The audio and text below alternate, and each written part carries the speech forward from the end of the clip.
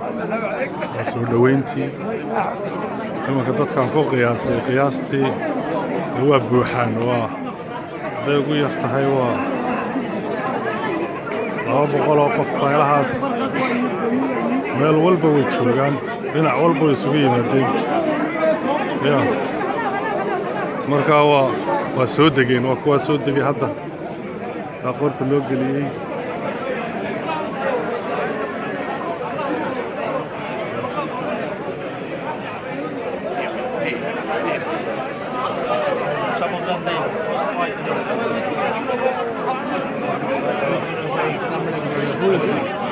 Is the new president? New president. Yes, there will be new president soon.